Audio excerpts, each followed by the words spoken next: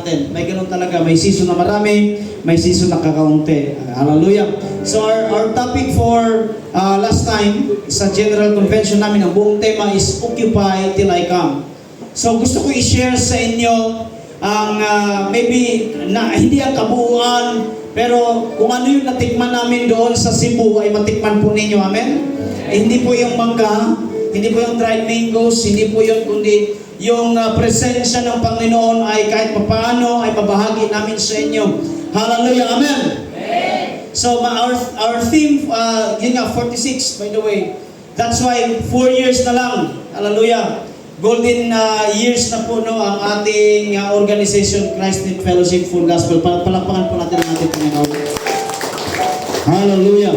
No? And we were praying na ang ating bishop ay bibigyan pa ng mahabang taon para po ay tayo po ay makasama pa no ng kailan ba 2030 kung hindi pa babalik ang ating Panginoon. Kung hindi pa babalik ang Panginoon. By the way, let us all welcome the visitors. Palakpakan po natin mga kapatid. Ipapakilala po yan mamaya po pagkatapos po ng mensahe. I decided na after the worship service, after the present worship, dire-diretso po tayo para hindi po mawala ang momentum, okay? Now, occupy means, in Luke chapter 19, 12 to 13, he said, "Therefore, a noble man went into a far country to receive for himself a kingdom and a return." Ito yung pinaka-text po nila. Calling 10 of his servants, he gave them 10 minas and said to them, "Engage in business until I come." Yung word na engage is occupy. Occupy business until I come. Okay? So, para po maintindihan po ninyo, this is a parable coming from the mouth of Jesus Christ. This is a parable na meron daw pong mga servant na binigyan ng hari ng yung isa ay 10 minas, yung isa naman ay 5 minas, and then ang last ay 1 minas. Can I hear amen? Now, ano po ba ang minas? Minas is money. Mga kapatid, 1 mina is equivalent of 3 tatlong sahod. So kung sumasahod ka 10,000 a month, so in short, meron kang 30,000. Hello, buhay ko wala. So, yung isang servant ay 10 mina, yung isa naman ay 5 mina, yung isa naman ay 1. So, sabi ni Jesus Christ, sabi ng hari, engage, do business, magtrabaho ka, magnegosyo ka, bibigyan kita ng puhunan, okay? Hanggang babalik ako rito. Can I amen? Now, pagbalik ng hari, nag-report yung nakatanggap ng 10 mina. Yan short yung investment. Sabi niya, Panginoon, yung 10 mina na binigay mo sa akin, tinarabaho ko, ninegosyo ko, ininvest ko, ito po, dumubli po ng 10. Can I amen? So, ang sabi nga ng malay, good and faithful servant, yung dahil dyan ay bibigyan ka po ng 10 syudad. Can I amen? Now, yung 5 naman, 5 10 minas, pumunta ulit kay Jesus, hari, sabi niya, Panginoon, I have 5 minas, binigay mo sa akin ng 5 minas, tinrabaho ko, ninegosyo ko, at ito po ay dumubli ng 5 minas. Sabi niya, good and faithful servant, dahil ikaw pinagkatiwalaan sa 5 mina, pagkakatiwalaan ka rin ng 5 syudad. Can I hear amen? Ang lumapit yung isa. Sabi niya, Panginoon, dahil alam ko na ikaw ay nakakatakot na hari, dahil ikaw ay nagpaparusa na hari, at ikaw kapag mali ay pinaparusahan mo, ay ang ginawa ko sa isa na mina ay akin pong ibinalot sa handkerchief sa panyo at inilibing ko para po pagbalik mo, nandyan pa rin yung 1 mina. Sabi ng hari, alam mo naman pala na ako ay nagagalit kapag ikaw ay nagkakamali. Dapat ibinigay mo na lang ito sa bangko, tumupo ako ng kahit 0.001%. Pero napakatamad mo. Dahil dyan, hallelujah, yung 1 mina mo, ibigay mo doon sa 10 mina. Nandyan pa tayo mga kapatid? Can I hear amen? So, hindi po yan ang mensahe ko. I'm just only telling the parables. Na habang hindi pa dumarating si Jesus, habang we are waiting for the coming of Jesus Christ, God said, next slide, God said, occupy. Occupy till I come. So, mga minamahal ko kapatid, Jesus Christ says, before ang kanyang muling pagbabalik, occupy means to engage in business, keep busy, trade or dominate in the service to the King. Amen. In short, while we are waiting for the glorious day, we need to occupy. Now, occupy, literal po ito na business, money-making business. But again, if in the formula, kapag tanggalin natin ang Diyos, that is not occupying, that is your selfish ambition. That's why kayong mga nagninegosyo, kayo po lahat na nandito, hallelujah, if you do business, at hindi po ito para sa kaluwalhatian ng Diyos, huwag na lang.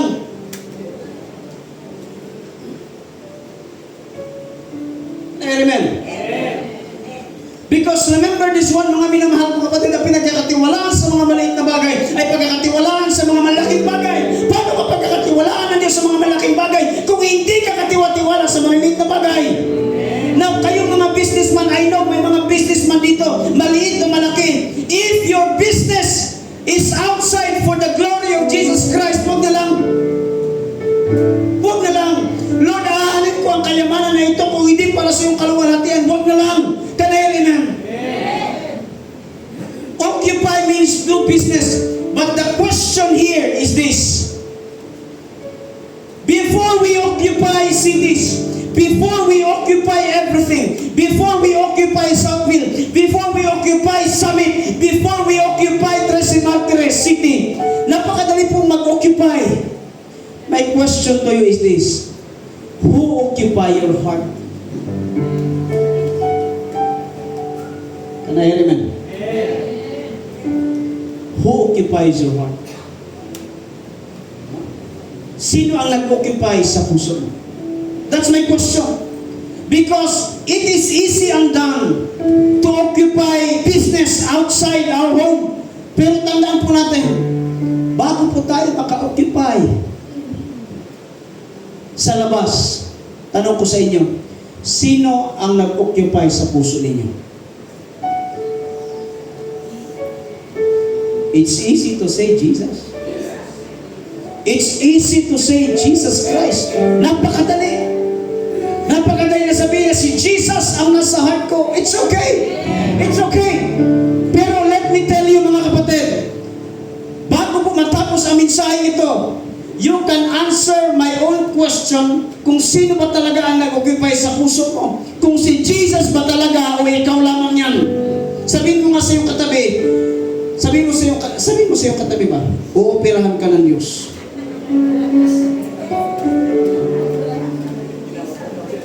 Hallelujah.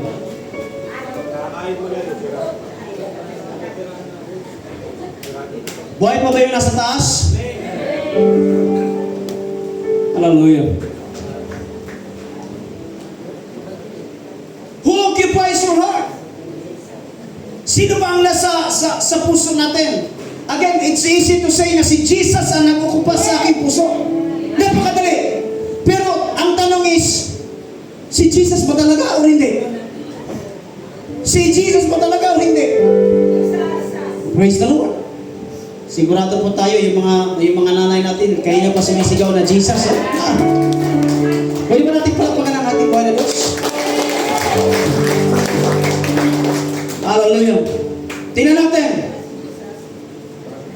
Who occupies your heart? Is it a person or God's presence?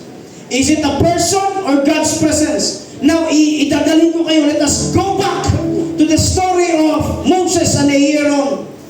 Look at this.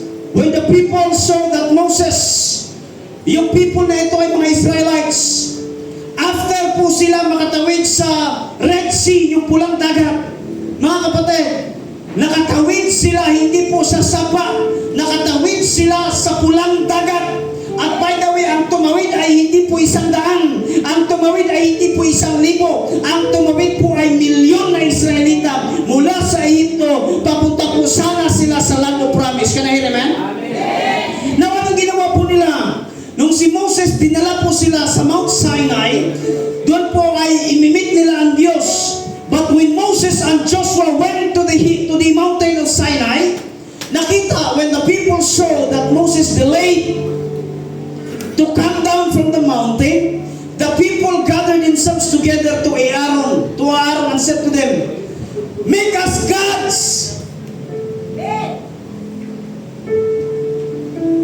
Gawan mo kami ng Diyos-Diyosan na manguna sa amin. Nung nakita lang nila na si Moses ay hindi na nakabalik mula po sa Mount Sinai, ang ginawa nila ay sabi nila kay Moses, kay Aaron sa kapatid, wala na si Moses, parang patay na si Moses doon sa Sinai. Parang hindi, wala na. Dinala lang pala kami dito para iwanan.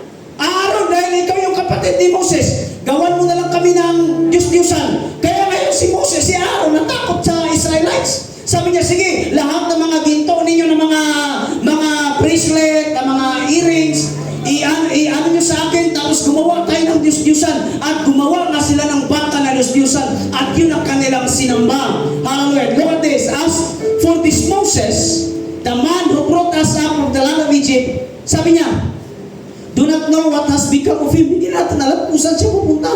Baka nga, hindi na yung babalik. Baka patay na. Hallelujah. Saan patay mga kapatid? Listen to me. Listen to this.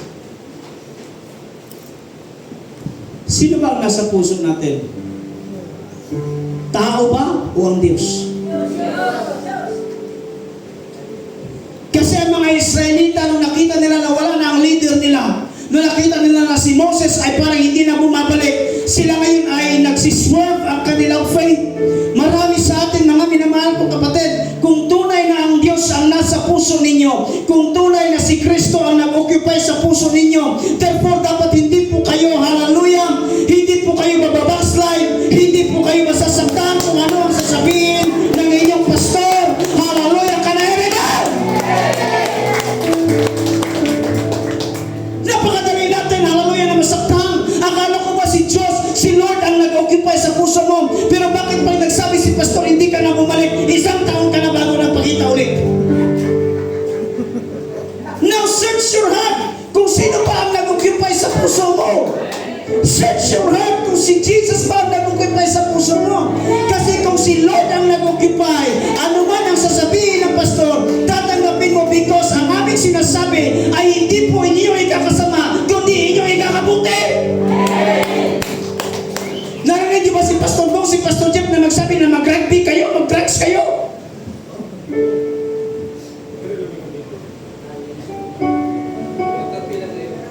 In fact, bato-bato sa langit ang tamaan, bahala na, maigo kayo eh. In fact, naglalasingan kayo sa harapan pa ng pastor.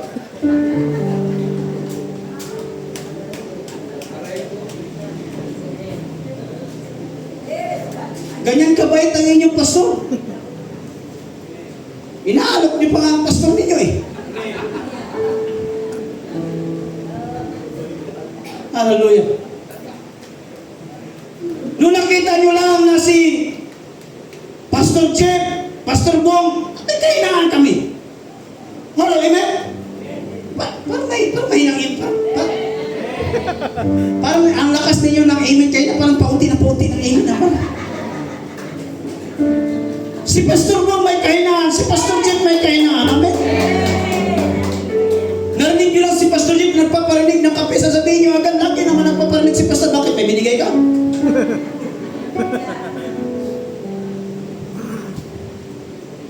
Now search your heart kung sino ba ang nag-occupy sa puso mo. If it's really the person, marami sa atin mga minamahal ko kapatid, kung wala na ang kanilang, you know, here we go. Marami po sa Amerika, mga minamahal ko kapatid, na the moment na namatay or umalis, nag-resign ang kanilang pastor, nag-resign din ang kanilang panampalataya. Why? Nakaangkla ba ang panampalataya nyo sa tao? Do not revolve yourselves into the presence of man. Revolve yourselves into the presence of God. E paano kung si Pastor Jeff, mamamatay naman talaga tayo lahat, huwag na kayong kumatok in Jesus name. Kumatok pa tapos in Jesus name. Ha? Mamamatay naman tayo talaga, tayo na lahat. E paano kung si Pastor Bong 20 years from now mag-resign na sa pastor, hallelujah. At sino ba ang mamumuno dito? Depende kasi may dalawa na kami pastor Joshua, wala pa kayo.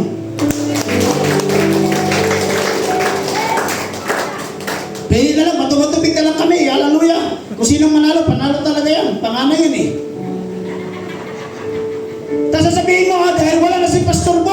Si Pastor Joshua na lang, huwag na tayo magsimba sa Zion. Now ask yourself, sino ba ang pinagsisibisyohan ninyo? Ang tao ba o ang Diyos?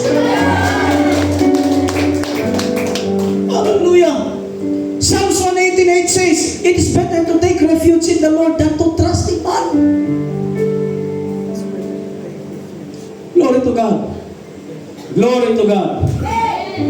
Next slide. Aaron compromise. Si Aaron ba? May dalawang pastor. Pastor Aaron at saka si Pastor Moses. Si Aaron nung sinabi ng mga Israelita, Aaron, wala na kaming Diyos, gumawa ka ng Diyos-Diyosan. Sabi ngayon ni Aaron, sige, akin na yung mga singsing ninyo, yung mga ginto. Gawin natin Diyos-Diyosan, mga Arios. Arios sa Bisaya, Irix. Nag-compromise siya sa kung ano ang sinasabi ng mga miyembro. Glory to God, hindi naman kayo ganyan. Palakpakan nyo nga sarili niyo. So far, wala pa naman nagsabi sa amin, Pastor, ito ang i-preach mo. Pastor, mag-preach ka. Pastor, may sama ako ng loob, may kagalit ako sa simbahan. Mag-preach ka nga, Pastor, hallelujah, na humingi ng tawad. Pastor, mag-preach ka, Pastor, na walang plastic sa simbahan. Now, let me tell you, hallelujah, hindi niyo po kami pwedeng musalan, hindi niyo po kami pwedeng turuan, mga kapatid, sapagkat hindi na namin kailangang i-preach, hallelujah. That is the response of Christianity. The moment na tinanggap ng Panginoon, hallelujah, kailangan mo magpatawad.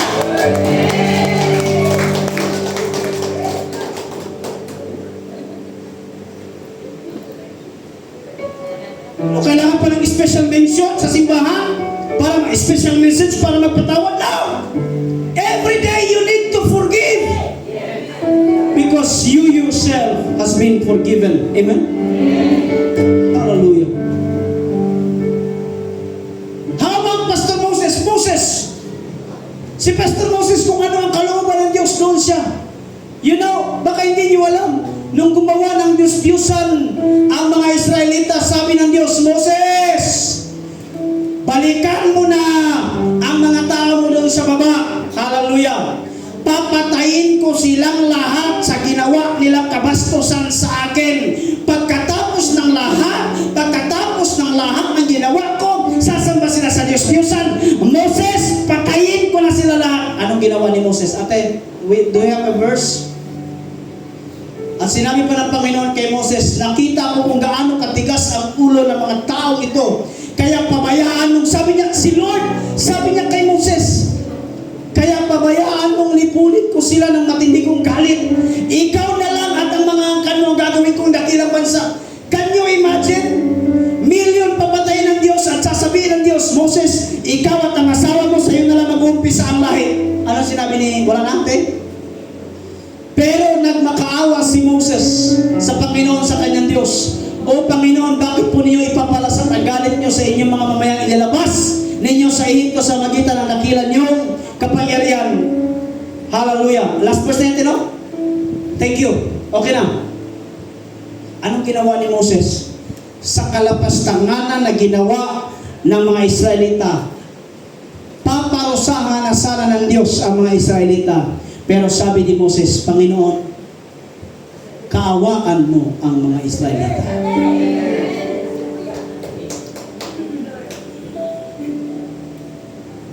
Ilan kayo lahat dito?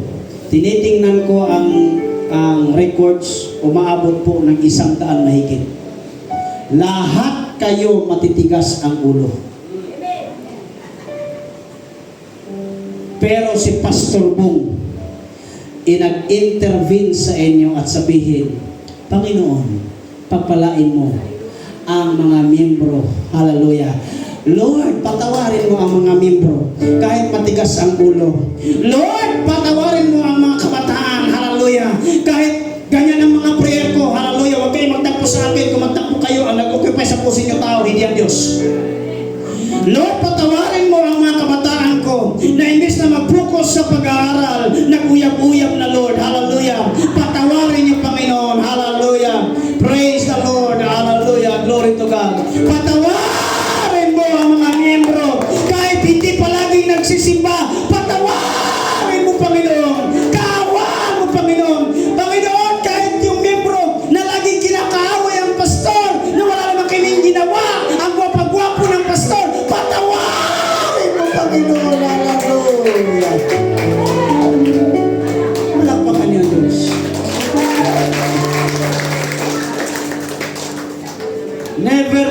narinig sa bibig ni Pastor Bong ang sabi, Panginoon, ilaglag mo na yan sa impyerno yung mga nag-away sa akin. No. As may narinig pa ako, tuloy mo lang kuya. Nandyan ka na. Tapusin na natin. Inumpisahan mo, tapusin mo. Meron pa nagsasabi dito na gusto ko sanang bumalik sa Zion. Pero parang may pumipigil sa akin.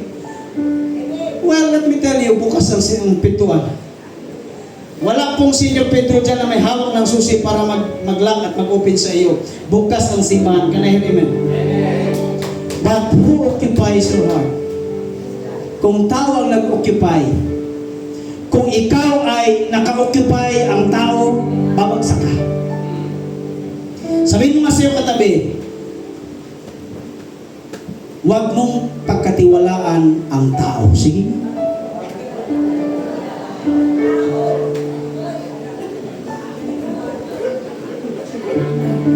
Why? Bakit?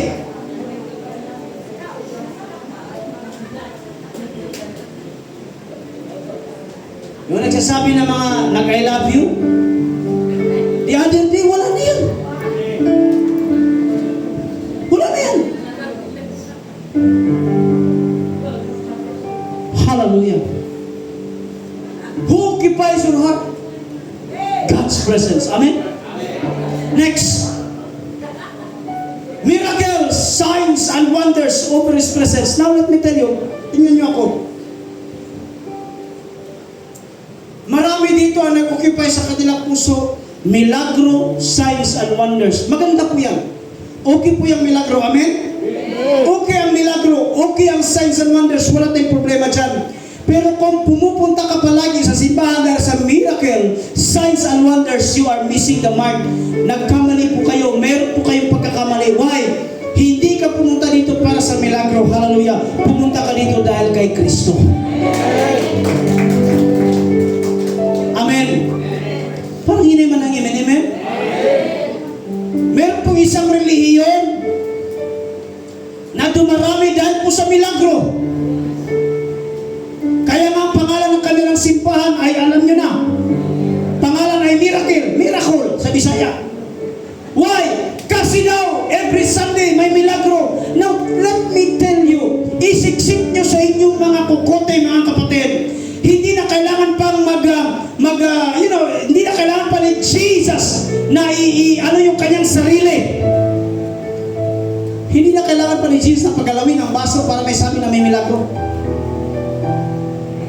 Pagising niyo pa lang sa umaga, that is a miracle.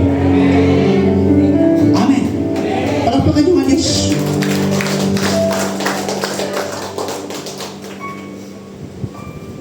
Hallelujah. Sige, the next slide. The concern is this. Buhay pa ba lahat? The concern is this. Kung tatanggalin natin ang mga himala, kung tatanggalin natin ang mga nasa iyong kamay, does God still in your heart? Kung tatanggalin natin lahat na meron sa atin, do you still trust God? O pumupunta ka lang sa simbahan kasi meron ka laging nahahawakan? What if walang milagro? What if hindi magmilagro ang Diyos? What if hindi ka pagpapalain ng Diyos? Do you still trust God? Or naniniwala ka lang sa Diyos dahil maganda ang kita mo? Paano kung nalugi ka? Magtitiwala ka pa rin sa Diyos?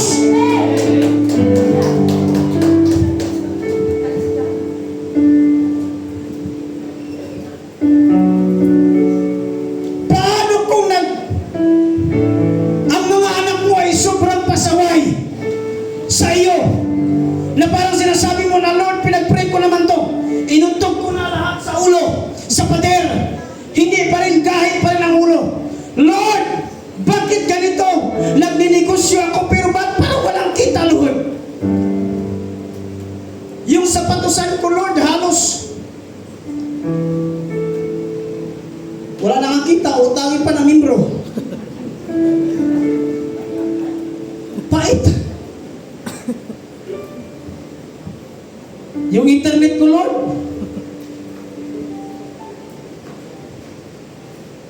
3 buwan na yung mga kliyente, hindi pa rin nagbabayad.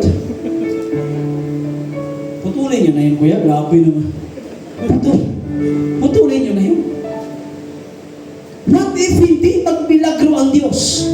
What if parang ang Panginoon ay napakalayo? What if parang feeling mo ang Diyos ay hindi kumikilos sa buhay mo? Do you still trust God? Kasi kung naniwala ka lang sa Diyos dahil kung ano ang nasa iyong kamay, kung naniwala ka lang sa Diyos dahil pinagpala ka, you are missing the mark, nagkakamali ka. Mga kapatid, hallelujah! Sino ba ang nag-occupy sa puso natin? Hallelujah! Let me tell you, kahit walang ani, kahit walang kita, kahit medyo masama pakiramdam, kahit hindi kayo okay ng pamilya mo, still trust the Lord! Do you still trust God?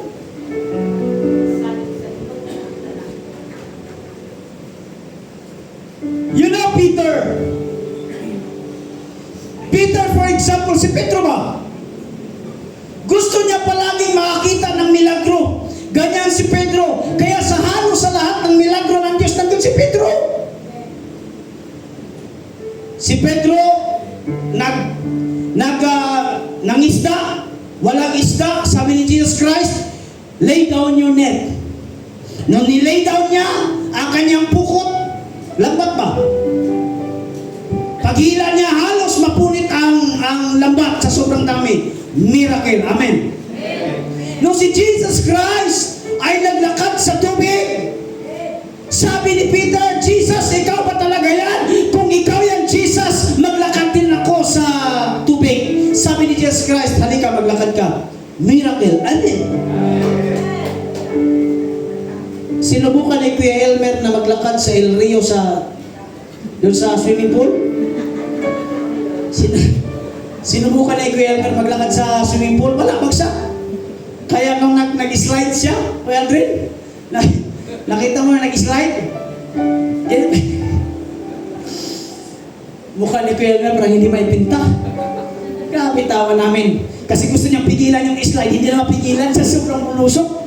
Sabi ko sa'yo, kung nakamirahan lang yung mukha mo, kuya, sabi ko sa'yo, kahit ipa-develop, hindi mo kukunin. Kahit libre, hindi mo kukunin. Kasi ang pangit natin doon. Hallelujah. Ganyan si Pedro. Amin ba mga kapatid? Yung nagkaroon ng bagyo habang natutulog si Jesus, sino gumising? Sino? Si Pedro! Ginoo Jesus!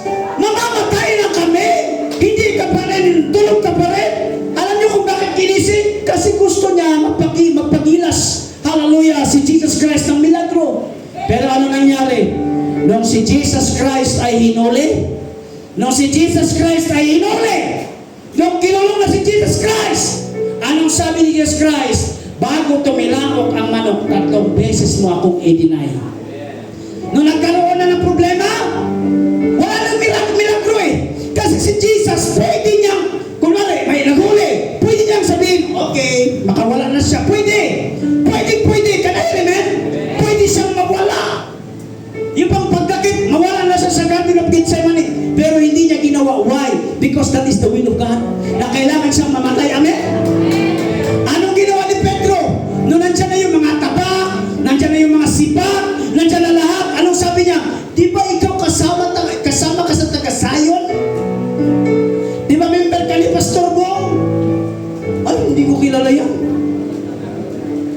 Hindi ko kilala yan.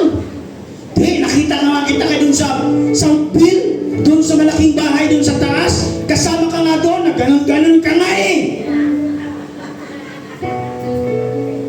Hindi ko kilala yan. Nakita nyo? Pagdating sa pagsubok, wala na si Pedro. Baka ganun din kayo ha. Baka umaasa lang kayo sa milagro, kaya kayo nandito sa church. May milagro o wala. Pero imposibleng walang milagro. Why? Ang kaligtasan na ating naranasan nung namatay si Kristo sa krus ng Kalbaryo, yan ang pinakamalaking milagro sa buhay. Who occupies your heart? Miracle.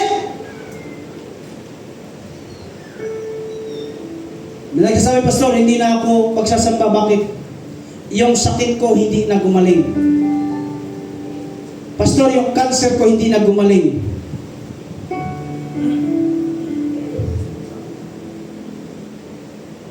Sa Panginoong Yesus may kagalingan. Amen?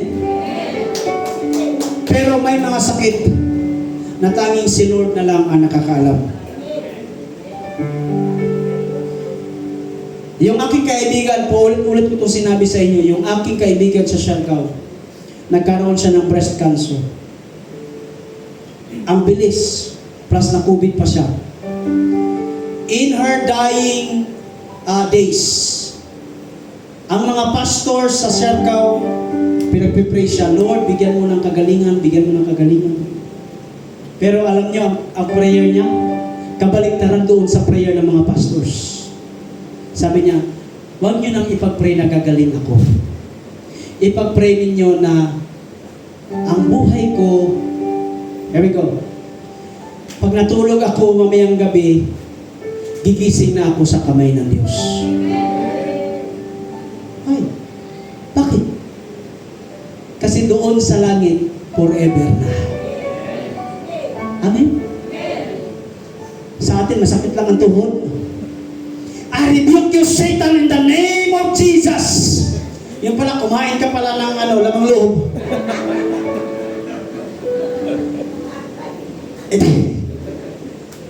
Sumakit ang ipon. Grabe kit-kit umangga. Ngilong ang ipin. Ang sabi ng 2 Corinthians chapter 5 verse 7, for we walk by faith and not by sight. Kahit walang bunga, kahit walang kita, kahit parang ang negosyo natin parang maniwala tayo sa Diyos! Amen? Pwede ba yung katabi mo, kurutin mo? Sabihin mo, huwag kang magpadaig sa anuman ang nakikita mo. Sige nga.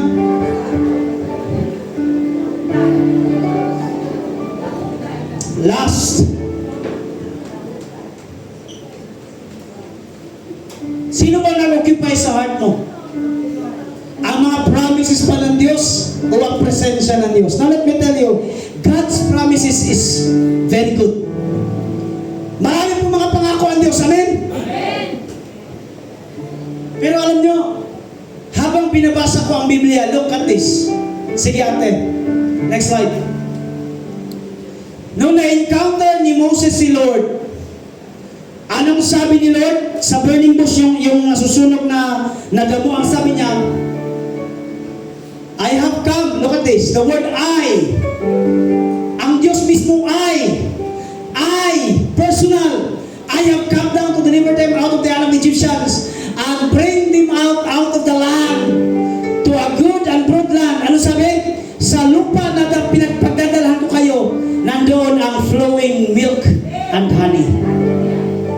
In short, promised land. Amen? Next slide. Yotam Isaac. Look at this. In 12:14, sabi niya, but I will be with you. Look at the word I.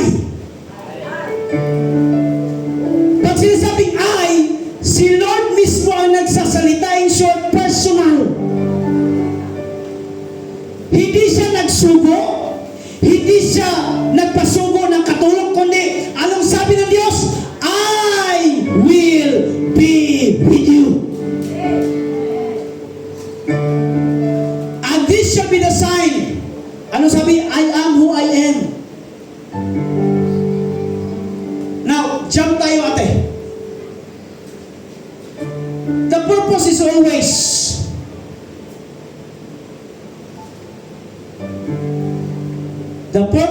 always God. Tapikin mo nga ang katabi mo ngayon, sabihin mo, bakit ka nandito? Because of God.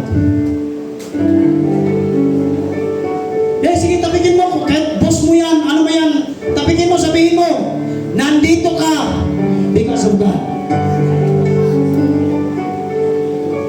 Can I hear amen? Why? Bakit, Pastor? Kung naintindihan natin na ang purpose ni Lord, kung Kung naintindihan lang natin ang purpose ni Lord, hindi mahirap at mabigat at mayroong kagaanan. Hindi ka maguguluhan. Hindi ka na mag-isip paano pa ang mga bagay-bagay. If we are working for God, for His glory, you are the most happiest, joyful person in the world. Parang hindi kayo masaya. Kung ang ginagawa ninyo ay para sa Diyos, kayo na ang pinakamasayang tao sa mundo.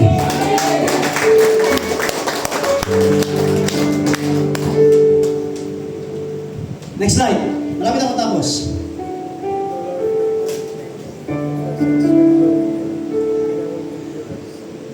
Inulit-ulit ni Lord kay Moses. Can you please tingin kayo sa akin? Sabi ni Lord kay Moses, my presence will go with you. And I will give you rest. Anong sabi ni Moses? But Moses said, Lord, if your presence does not go with us, do not send us up from here. Pastor, anong gusto sabihin? Lord, kung wala ang presensya mo, wag mo na lang kaming dalhin doon sa promised land. Amen? Lord, kahit maganda ang promise, flowing with milk and honey, kung maganda ang promise, kung wala naman ang iyong presence, wag na lang. Amen? Can I hear amen?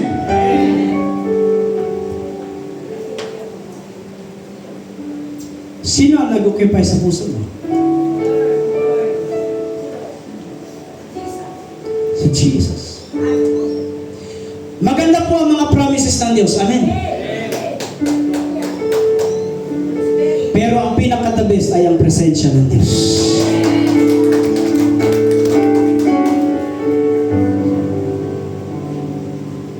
Lord, kung magdinegosyo ako, Lord, kung wala ang iyong presensya, wag na lang. Lord, kung magtatrabaho ako, Lord, kung wala ang iyong presensya, wag na lang. Lord, kung mag-aaral ako na wala ang iyong presensya, wag na lang. Lord, lahat ng gagawin ko kung wala ang iyong presensya, wag na lang. Mga kapatid, ang pinaka-importante sa lahat ay ang presensya ng Diyos. Amen. Lord, na wala ang iyong presensya, huwag na lang. Amen. Amen. This is my question. Who occupy your hearts?